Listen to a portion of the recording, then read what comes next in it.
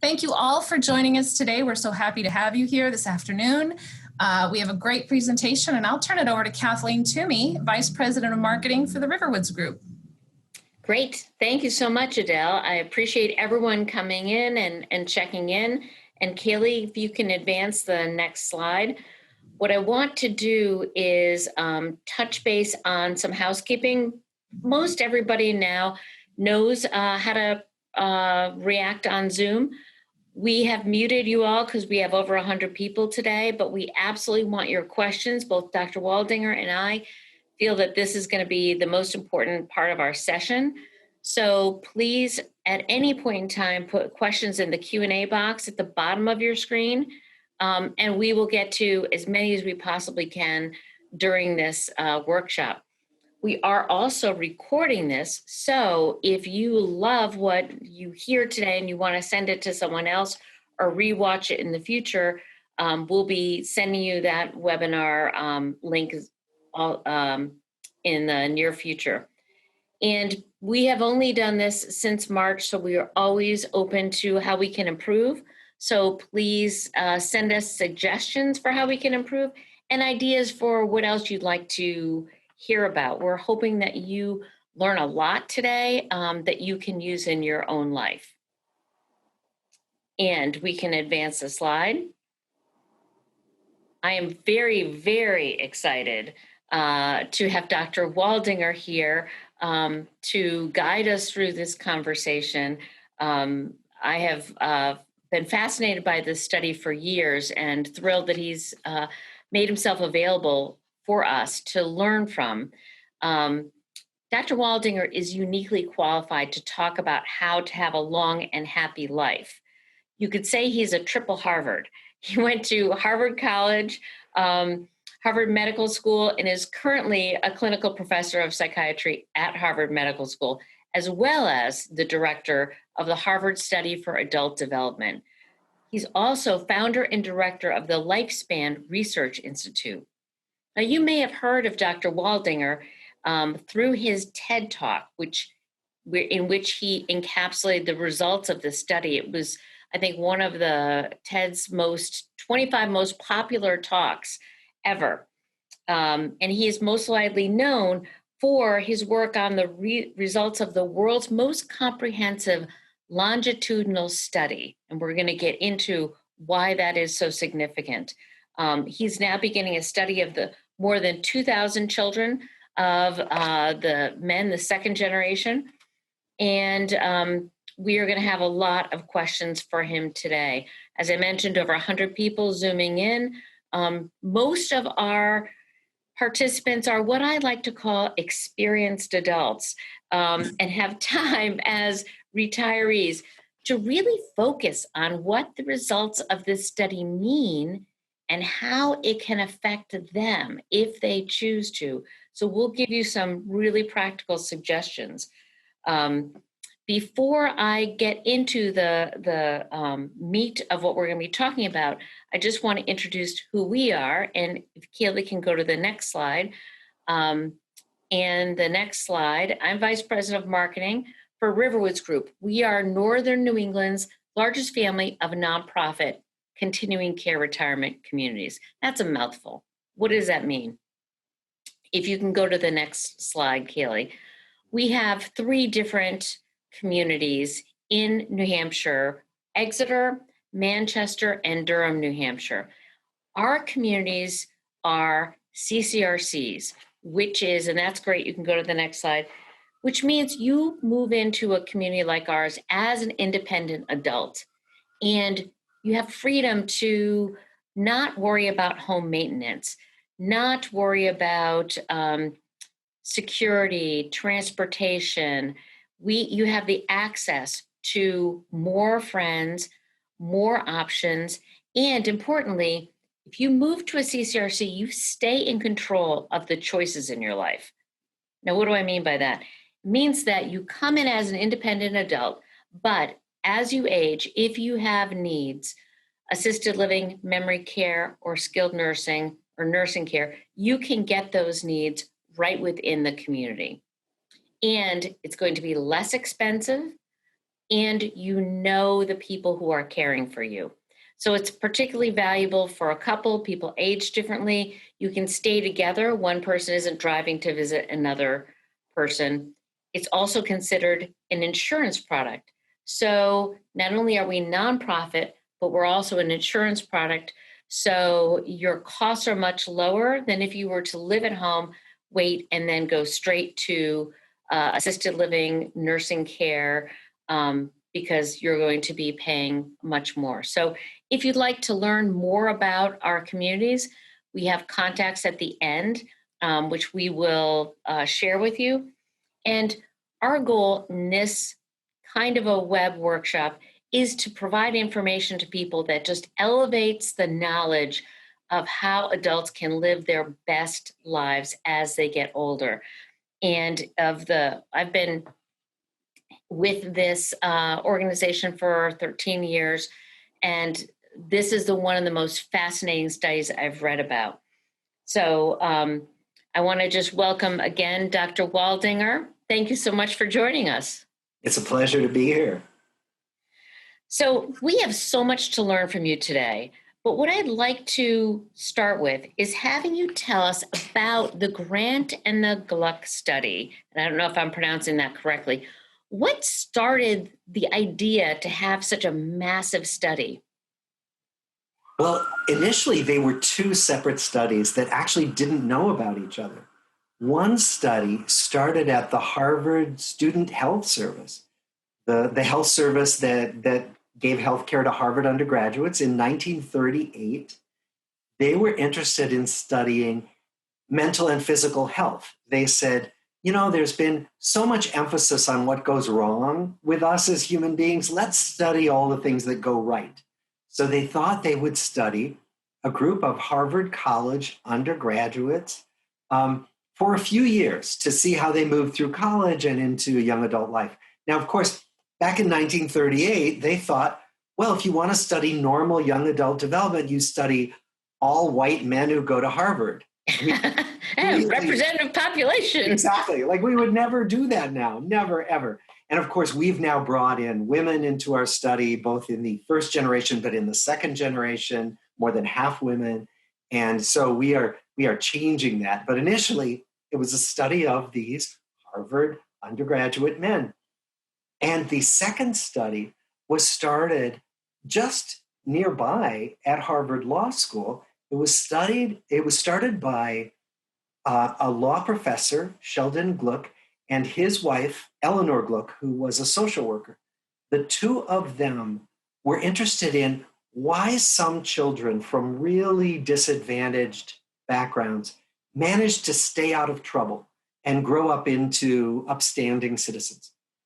So if you had like 2 strikes against you already, how could you stay out of trouble with the law and trouble at school?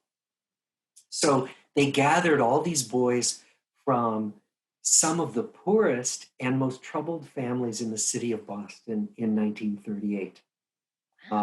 Almost all immigrants, again, all Caucasian, because the city of Boston was 97% white in 1938. So these were the 2 studies. They didn't expect either of them to last more than 5 to 10 years. And then my predecessor, the third director of the study, brought the 2 studies together and said, let's study these 2 extremes of the social ladder. Let's study them together. And so that's how it started. Oh, that made so much sense. To combine the 2 makes it more powerful. What I'm interested in that I haven't been able to figure out is when did the previous director, because obviously you haven't been there for 83 years, when did they decide the results were done? When did they publish the study? At what general age? Well, this is a study that's never done. Yeah. So we have still going on. There have been hundreds of papers, more than 10 books published about the study in academic, papers in academic journals. We're still collecting data. And the interesting thing is that in most studies, they They do a study, you collect the data, you publish the data, and that's it. In our study, we're still going back to the pieces of paper from 1938 to look at the information we have and using that information now to talk about what happens to people across the whole adult lifespan. So we are still publishing information that we gathered 82 years ago. Wow, that's incredible. And you said there have been a number of books and articles in your TED Talk. How widely distributed have the results of this study been, in your opinion? Well, I gave the TED Talk because most of what we wrote, all those journal articles, were published in academic journals, very respected, but they're journals that nobody reads, right? So, Right. so we had learned so much about adult life and about what happens to people as they go through lives. And it was hidden in these very fancy journals. So someone said to me, why don't you give a TED Talk? So I Great did idea. that. And that's one of the things that started letting people know, letting the world know more about this treasure trove of information about lives that it'll never be repeated. This is such an accident that this study was able to continue for 82 years. Yeah, I think that is absolutely incredible. I think two things were incredible about the study. One is just the longevity of it. It did encompass only white men, but it did encompass white men of two different socioeconomic groups, and how long it went. And what I found fascinating is it's so positive for us who are living now, because to me, it said it's not self-determined. It's not just your genes to determine if you're going to live a long and happy life. And that happiness is such a hard thing to quantify. But if you could share with the audience what the results of the study were. I love it because I quote it all the time, but I would love to hear from you the results of the study. Yeah. Well, there are many, many results. That's why we published, a couple hundred papers, but there are a couple of very big results. The first one will not be a surprise to you or to our viewers today, which is that taking care of yourself physically is really important to live longer and also to make you feel better while you're living longer. So what does that mean? It means eating right. It means not being overweight if you can possibly help it. It means getting regular exercise to keep not only your body healthier, but your brain healthier. It means not abusing alcohol. It means, if you can, not smoking, not using tobacco, because all of those things have been shown to shorten people's lifespan and also just to make their lives more unpleasant while they are living. So this is kind of like your grandmother's advice, like take care of yourself. Like there's a quote I really like. One octogenarian looking back on her life said, take care of your body as though you're going to need it for 100 years. That's great. Turns out that's true. I love that. Because if you take care of your body as if it's going to last 100 years, you may last 100 years. Exactly. Yeah. So then the second big finding, and I think that's the one you want me to talk a little more about, is a finding that we at first didn't believe. So we were trying to see what predicted who was going to be happy, but also who was going to stay healthy longer as they grew older in our study.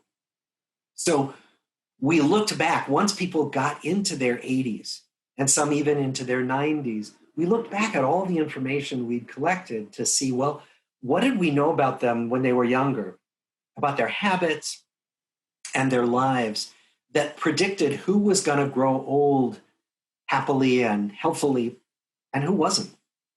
And the biggest predictor we found was that the people who were more connected to other people, the people who had more relationships, better relationships with others, were the people who were the happiest and the healthiest and lived the longest. And at first, we didn't believe it.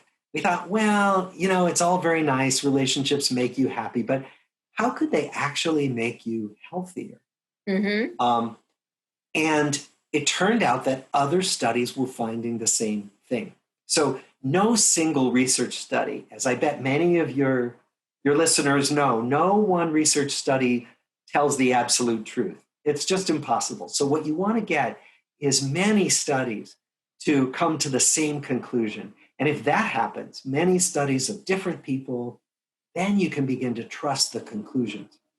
And many studies now, find the same thing, that the better our relationships are with each other, the healthier we stay. So can I say a little more, or do you want me to stop? No, please do. Right. Please do. So then the question is, well, how does that work? Like how could the quality of my relationship with my friends or with my spouse, how could that actually get into my body and make it less likely that I'd get type 2 diabetes or less likely that I'd get heart disease? How could that possibly happen? So we've been studying that for the last about 10 years with the children of all our original study subjects. The children are all baby boomers. They're mostly in their 50s and 60s. And we've been studying the mechanisms, the ways that a good, warm relationship actually changes your body chemistry and your body functioning to strengthen your body to prevent some of these preventable diseases that we get when we get older. So I'd love to dig into that a little bit more, as I'm sure people have a lot of questions. When you say warm relationships and relationships with your spouse, does that mean the person that has the most friends on Facebook is going to win the day? How do you define a life-affirming relationship, I guess I would say? Yes. How do you define that? That's such a good question. It's so important. And as you can guess, it's not the number of friends you have on Facebook that seems to relate to this. Kind of set you up for that one. Yeah, you did. That was a good question. But it does relate to the quality of your relationship. So really, what we've learned is that relationships actually calm us down. They energize us. They make us feel warmer. They make us feel happier when relationships are going well. So that includes maybe your relationship with your spouse, maybe your relationship with your adult child, with your grandchild. It might include your relationship with your old friend from elementary school, who you stay in touch with on Facebook. That could be it. So it really depends on whether the relationships actually warm us and calm us down. And the way to check that out, if you think about it, is you probably know the experience of being upset about something. Like something happens, you're all worried, you're all upset, and you go and talk to someone. You talk to a friend, you talk to a relative, and you can literally feel your body calm down as you talk about it, especially if somebody's a good listener and a sympathetic listener. And so it's that feeling of soothing, of calming the body down that we think really works its magic for us. That's how relationships, that's a big way that relationships work. So you can get that. You can get that from talking to the checkout person in the grocery store line. But you get it more often from talking to someone you're close to. But in other words, I think what I'm saying is that the warmth of relationships can come from many different places. I've gotten to be friends with the mail carrier who delivers my mail now because I sit it on my front porch because I'm not going anywhere. It's a big event of the day. It's a big event of the day when he comes. And I say hi to him. And we kind of have this little friendship now. And actually, I feel better. Oh, that's great. When I see him. That is fantastic. I love that example. Yeah. That is so, because that also, one thing when you look at the study and you delve into it, it makes you realize one of the things I would have expected from the study is married people are happier, single people are less happy, but it's not necessarily whether or not you have a spousal attachment, it's the depth of friendships in your life. Exactly. And that's important because, some people have asked me, well, if I don't have a spouse, is it over for me? Like, am I out of luck? Well, no, absolutely not. And I think that one of the things that is important is that all of our relationships can be nurtured. So what it means is that every relationship needs attention in order to keep it vibrant and alive. And so one of the things we can all do, whether we live alone or with others, whether we have a few relationships or a lot of them, is we can make choices every day to invest in those relationships.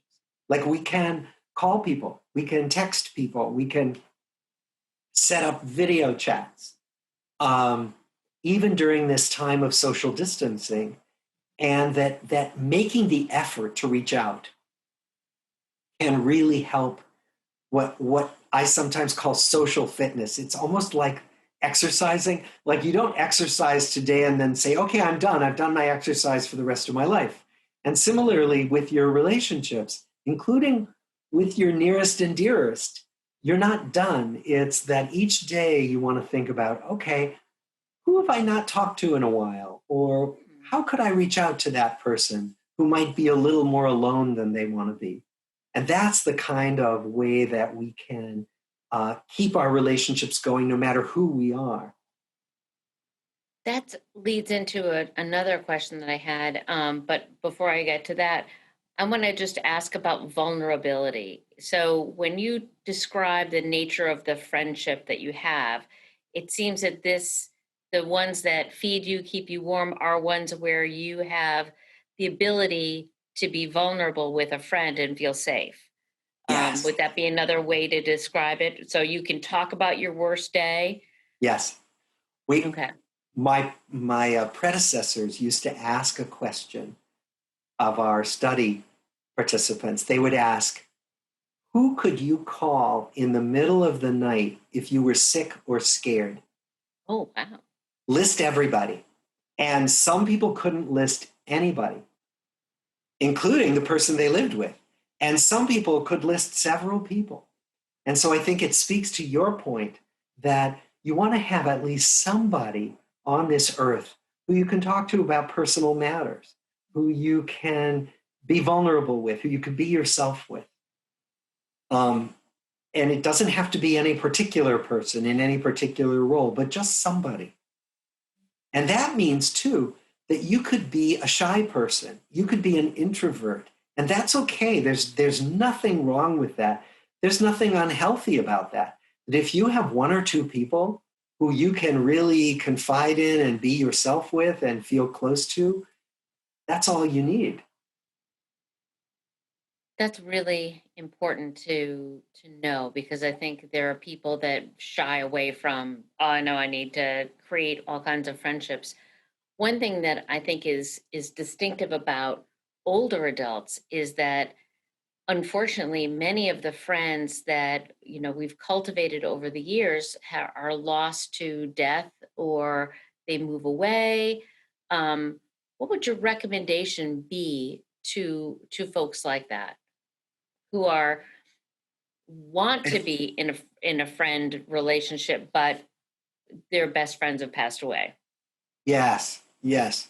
And my closest friend passed away a year and a half ago, and it was such a loss. And I really understand more about how we, as we get older, we begin to lose people.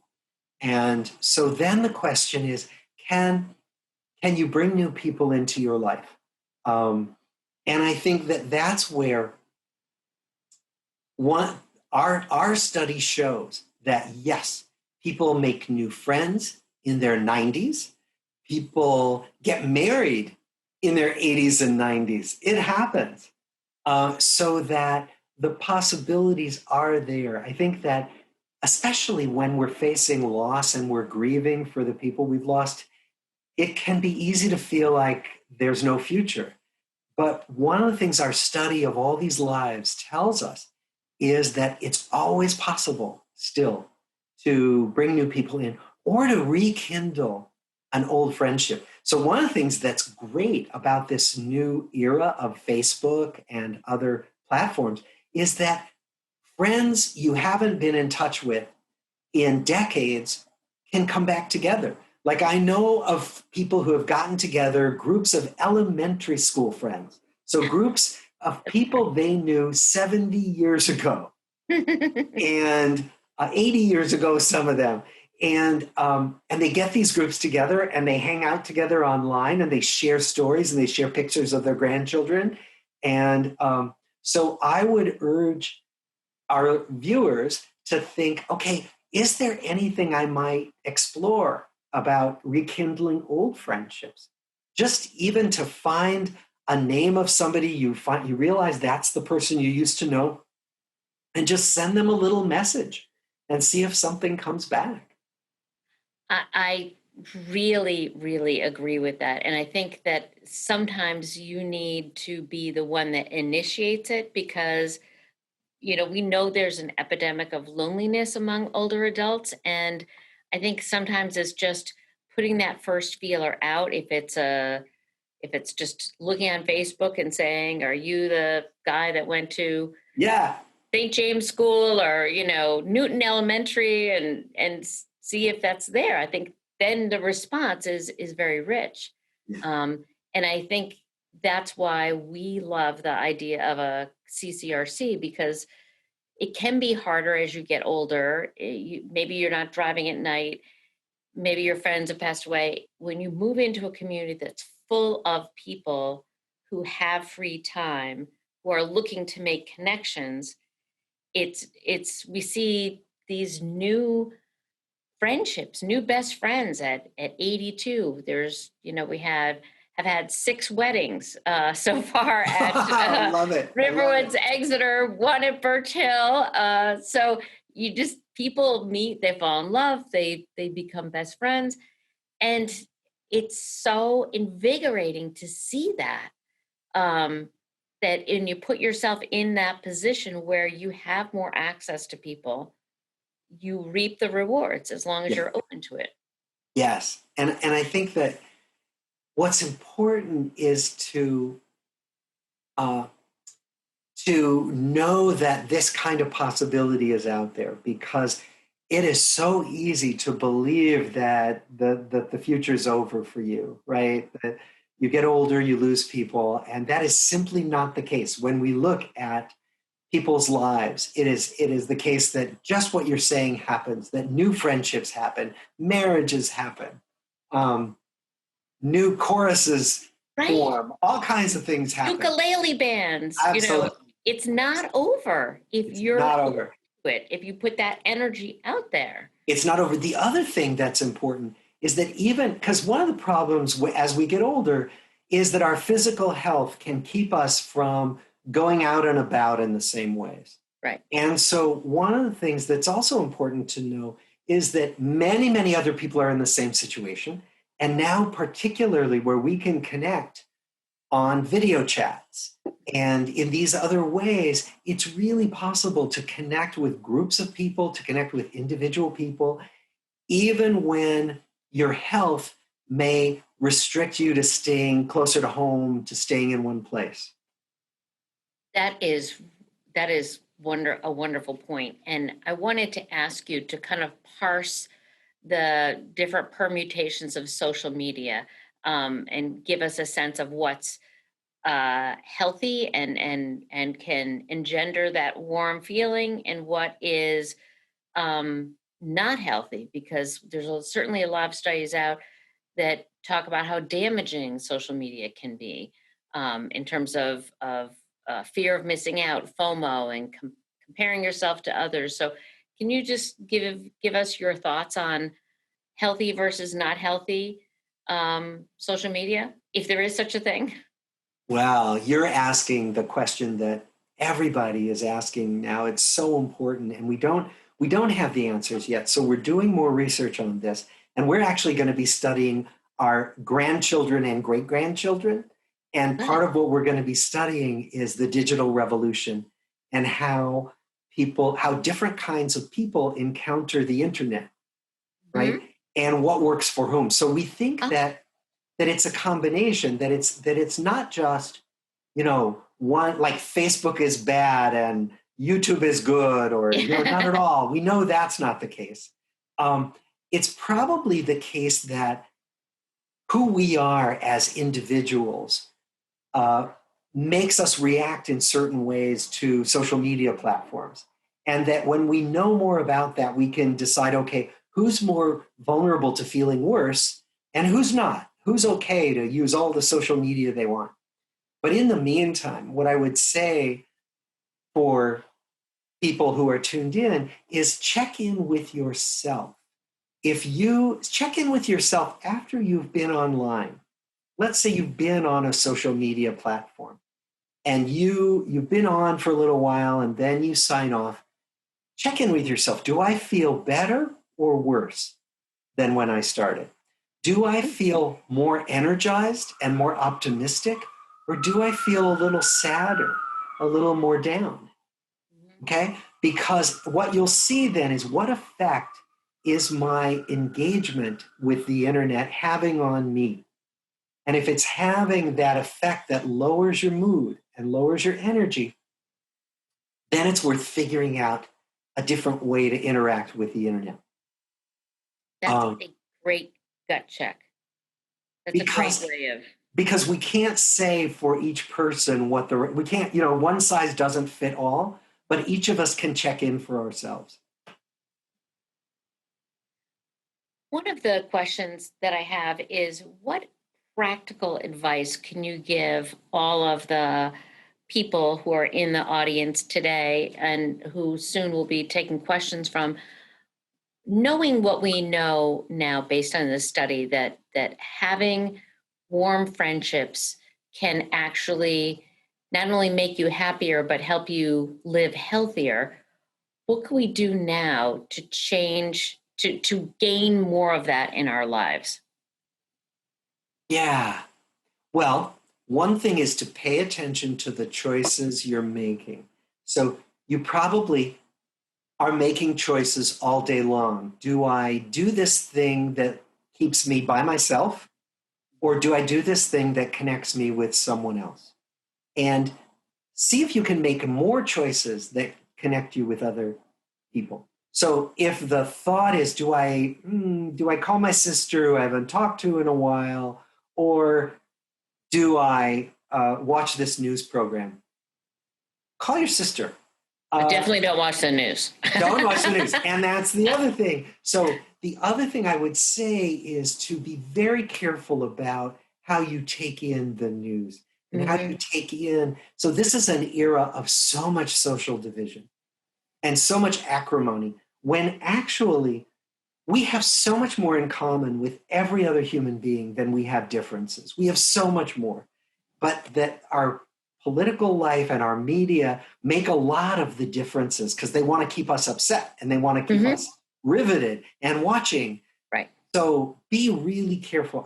One of my meditation teachers had a great quote that I like about this. She said, "Your mind is like tofu.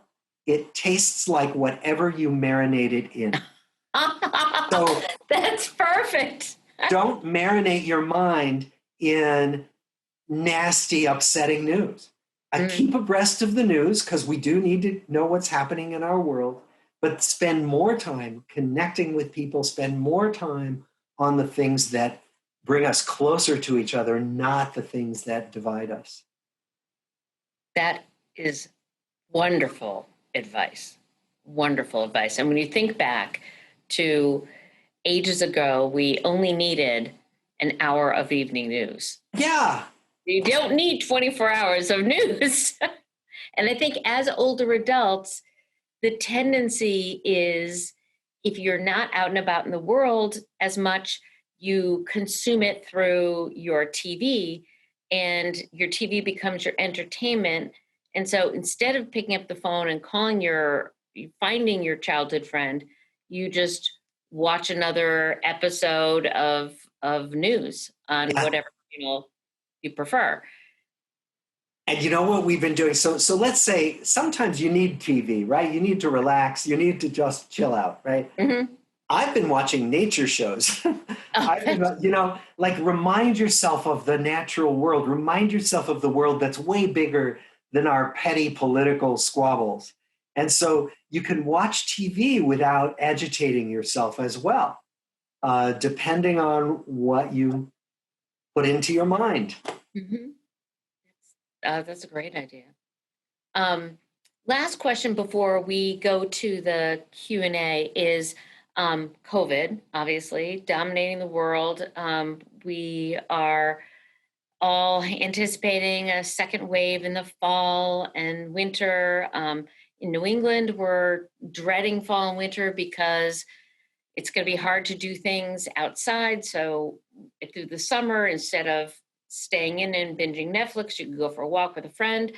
How do you think people should mentally prepare themselves for winter and COVID, and with the results of this survey in mind? Yes. Well, and I'm trying to prepare myself for just the reason you're talking about. I mean, I have so loved being able to be outside and to take walks with people.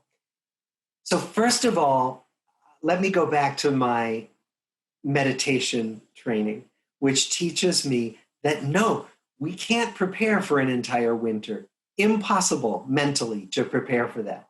We can only take one day at a time, right? Okay. That if I start thinking about, and January is going to be like this, and then, oh my gosh, February is going to be worse, I will go down a rabbit hole that has no use to me at all. So what you know is that all we have to do is meet each day as it comes. So, we know that there are some things we'll do as the weather gets colder. We'll dress warmer and we'll still go outside. And when there's ice on the ground, some days we won't go out. Some days we'll be more careful and we'll wear special shoes. And okay, there are a lot of things we'll do, but none of us can prepare for the whole winter in one block without just falling into despair. So let's not do that. Let's say I'm going to meet one day at a time and I'm going to be creative the way we've been creative so far. I mean, think about the things you and I are doing right now and all of our viewers are doing that we didn't think we were going to be doing 8 months ago, right?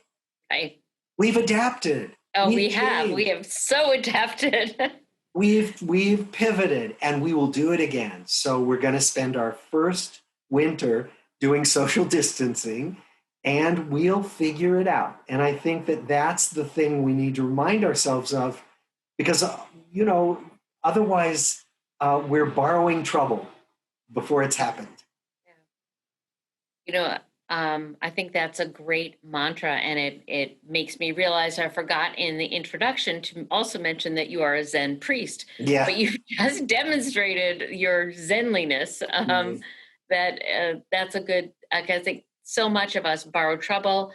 We look ahead. We think the election. We think all the negative political ads, and then winter, mud, snow and ice. So it's good to just think about taking it one day at a time. It is 1:45, so I'm going to go to the questions, but I have one really last question. Of all of the interviews and all of the conversations that you've had about this research project, is there something that no one has asked you yet about the study that you'd like to share? Something that doesn't usually come up that you think is particularly illuminating? And you can think about that while I go to the Q&A section because... Well, I will say one thing. It's been asked, but I'd love to put it out there for the people who have joined us, if that's okay. So it's not that it's never been asked, but I think it's worth putting out there that, sometimes when we talk about happiness, we can get the impression, from people like me opining about happiness, that if you just do the right things, you can be happy all the time. And I just want to put out there that that's not true, that nobody's happy all the time, that isn't the way human life works. And it's okay. And the reason I put that out there is that sometimes when you're not happy, you can feel like, well, it's my fault because I'm just not doing the right things. And if I were doing the right things, I'd be happy. That's not true. We have better days and we have worse days. And happiness comes and goes. And so what we're really talking about is trying to build a kind of bedrock of well-being so that even on the down days, even on the worst days, we still have some people we can go talk to. We still have some things that make us a little bit happier. So my message is not to worry that we're not happy all the time, that that's not the expectation. It's really just to build as solid a base of well-being as we can. That is very astute, and the Buddha would approve. Yeah, I think you would. Okay, I'm going to go to some questions. So if you haven't typed your question in, please do. The first question is, diet, exercise, and relationships bring us here, but what actually do we octogenarians need to live out a happy and thankful life and a purposeful last decade? So I think purposeful is an interesting word there. Yes. And I love that. Well, I did all these things, diet, exercise, relationships, so I got here, but now what, right? And I think you're right. I think purposeful is really important. That's the operative thing. Like what we all need to do at every phase of life is find, okay, what's making me get up in the morning each day? And if I don't have anything right now that's getting me up in the morning, what could I find? So what are some things that I feel have meaning? Yes. One of the questions I like that sometimes gets asked by Zen teachers is, what do you want to have live in the world because you're here? Oh. And I think that's something that each of us could think about each day. So yes, so let's say now I'm in my 80s or I'm in my 90s and I can't do many things that I used to be able to do. But what do I care about? And what would I like to put out there in the world or support in the world? Because I care about it, because it means something to me. And I think that's one of the things that as an octogenarian, you have the opportunity to keep inquiring about. And I think what's also interesting is when you talked about what do you want to live in the world. So you are directing your attention to something bigger than yourself. And I think the more we look outward and say, what can we contribute as an octogenarian versus how much we are focusing on ourselves, that makes for a healthy connection. Yeah. So for example, go ahead. We went back and asked our study participants, how did you get through really hard times in your life? So one of the things that people have as they get older is a storehouse of wisdom, because we've been through more experiences than younger people. And if you have the capacity to share those experiences, to share some of the things you'd wish you'd known when you were younger, or some of those factors of what got you through hard times in your life, those would be so helpful. Mm-hmm. I think that's exactly right. More questions. This one, was social connection the main difference in successful aging that you found in the initial group? So was social connection the main difference? We can't say that it was the main difference. We can say that it was one of just 2 or 3 of the most important things. So the other biggest one, as I said, was self-care, care for your body. So what we're not able to do very well is actually compare. So are relationships more important than exercise? Like that, some people have tried to do that, but rigorous scientific comparison is almost impossible to do. But the good news is it's one of the things that we can control. Absolutely. So I find great relief in that we have the ability to control and shape how we age. Another question, as an introvert, I tend to spend more time alone, but I cherish and cultivate my lifelong friends. How can I open myself up to new friendships? So as an Yeah. introvert, how can I open myself up to new Right. friendships? Yeah. That's a really important question. So one of the things that people find is that if you're engaged in an activity that you care about alongside other people, that you're more likely to casually make friends. So if you're an introvert, you're not likely to go up to a stranger at a big cocktail party and start talking. That's just not who you are, right? And that's not who many of us are. But for you, maybe it's getting involved in a bridge group, or maybe for you, it's getting involved in writing letters for somebody's campaign for city council. Or, and that what will happen is that if you can be alongside, it's harder now, but if you can be maybe on a small Zoom call with other people who are planning to work for a cause that you care about, you will gradually come to know those people better, and some of them might become friends.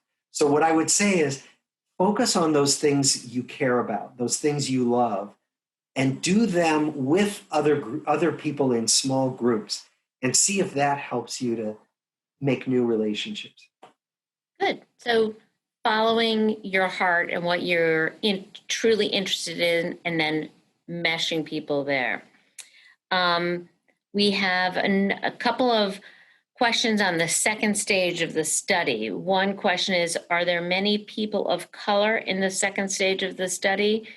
And then a related question is, have your study findings changed in any way as you've added women and other ethnicities into your study? And I don't know if your study is even far enough along to answer that, but those are the two questions. They're great questions. We have no ethnic diversity. It is terrible. Everybody's white. And even in the second stage? Even in the second generation, because we were only studying the children. And so, all of the Caucasian men married Caucasian women, as it happened.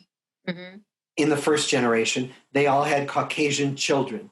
But now there's more diversity coming in with spouses of the second generation. And now we're pretty sure that the grandchildren and the great-grandchildren will have more ethnic diversity. In addition, we are thinking about possibly expanding to a new sample of another ethnic group. We're not sure we can do that. It's complicated because obviously when we bring in a new sample, we don't have the data on their ancestors, on their parents and grandparents. Right. So we have to figure out how we would do that. But bringing in women has been a huge help because we find differences as well as similarities, that there are gender differences in friendship patterns, in marriage patterns. And then there are some big things that aren't different between men and women. And so we are always, and when I present findings, like even the findings I presented today about relationships being so powerful, I would not present those if they were only based on our study of all white men. I'm presenting those because those findings were confirmed by studies that included women and people of color and people of other countries. Okay, that makes sense. So you don't find that, or is there a one or two findings related to women that would change what you're saying now when you include women, or is this bear out between women and men? Is there a differentiation between what your findings are with the study you presented versus adding women in? Yeah. Well, one of the things we're finding, no surprise, is that women are more accustomed to nurturing relationships than men are. Mm. So, one of the things we are very interested in is friendship patterns that are different for women than for men. And one of the things we see is that men's friendships will often tend to die away as they get into family life and Hmm. middle age, and that women are better at maintaining those friendships. And so, what we want to look at now is what are the implications of that for their health? And we're also looking at how can we help men pay more attention to maintaining relationships as Right. they get on in their lives. Yeah, and I think this study to me is particularly poignant for men who I have read other research studies that say, after 30, 35, men have a very hard time making friends that are not connected to the married couple. So Yes, the work here may be harder for men, but no less important. absolutely. I have an interesting question. I don't know if you can answer this. How does one reconcile relationships with family and friends who are among themselves not very friendly? Ah, So, how do you reconcile relationships with family and friends who are not friendly? hmm. Well, if some family and friends are not friendly, there's a limit to what you can do on your side. Hmm. But we can try to be more active. If some people don't reach out, and so they feel unfriendly, but they are happy to be reached out to. Other people are just cranky and no fun when you do reach out, and so that can be harder. And I think one of the things we have to judge is when are relationships worth investing in, and when are they worth kind of keeping more distance from? Because really, acrimonious relationships, high conflict relationships, take a toll on our health. Um, so I think it's a judgment call. But I think that when possible, it's really helpful not to maintain family feuds. If you can bury the hatchet, if you can uh, build bridges, uh, it's better than not because family feuds take an awful lot of energy on everybody's part just to maintain the wall. Um, so the bottom line is do what you can with the relationships that where there's possibility and let some of the others kind of dwindle. Yeah, no, I agree. And I think going back to your original conversation about what are the friendships that feed you, it's where you feel warm, and you feel energized. I think we've all had experiences with, frenemies or people that suck energy from us. And you can't sustain those kinds of relationships. That's right. But I think the other thing to note is that it's important not to fuel conflict. So if you find that with certain people, you're just always getting into arguments and you're always revving up, find ways not to do that because that takes a toll on you, not just on the other person.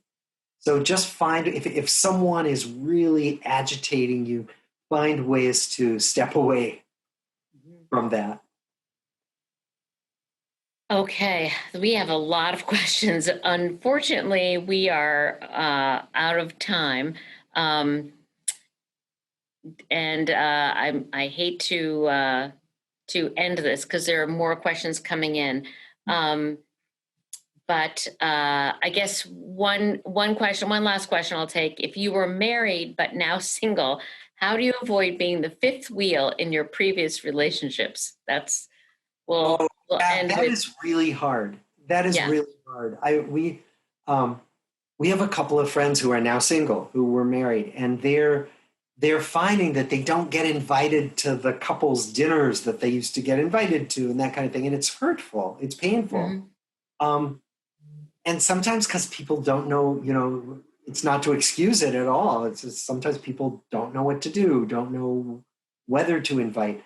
But what I would say is that if you can continue to reach out to the people you most care about, That's important. If there are relationships that you just say, I really don't want to lose that relationship, be the active one to reach out. And then, of course, the other thing is to see about new friendships with people who are single, because there are a lot of single people and they too are looking for new communities. This happens in our lives. So I'll give you another example. Sometimes young couples will find that most of their friends have had children and they have decided not to have children, or they haven't been able to have children, but for whatever reason, they're a couple without children and all their friends have children, and they're finding they don't get invited because they don't. So we wish these transitions didn't happen in this way, but they do. And so what we try to do then is adapt to them. And part of that for the newly single person is to hold on to the most valuable relationships if you can, but also to make new relationships with other people who are in the same life situation that you are. That's good advice. And it goes back to what we started out with, which is make social connections a priority in your life. Make having taken care of yourself and your body, and also invest in relationships that are those positive connections that are going to make you have that warmth and that feeling, and actively work on that. Would that be a good summary? That's a great summary. I tell you, it's been fantastic. It's been a personal thrill to have this much time to connect with you. I appreciate everyone in the audience. I'm sorry we haven't been able to get to all of your questions, but if you continue to post, we'll see what kinds of answers we can get back to you. And we will, again, be recording this presentation, so you'll get this and be able to listen to Dr. Waldinger again and share his wisdom with others that may not have seen this. I want to expand this message to as many people as we possibly can, because I think it's such a good life-affirming message that no matter where you are in your life, you can start now to do things that will help you live a happier and healthier life for the rest of your days. So that's a wonderful message, especially in this time of conflict and COVID. And I appreciate Dr. Waldinger being with us here today. It was a pleasure. Oh, thank you. I do want to mention that if you liked this, we have a really important workshop on memory with Dr. Maureen O'Connor, who's from BU's Alzheimer's Disease Center Education. She's a director of neuropsychology. She's going to talk about what is normal memory loss and what is something more significant, and what can you do now to strengthen your memory for the days ahead. So many of us are worried about the diseases of Alzheimer's and dementia we've heard so much about. Here's a very factual session that can give you some practical tips, and you can sign up for that in the next slide at any of our 3 websites, either Riverwoods Exeter, Birch Hill, which is in Manchester, New Hampshire, or Riverwoods Durham. So thank you so much for being with us. Thank you so much, Dr. Waldinger, and hope to see you again on Zoom. Thanks again, and have a happy and healthy life.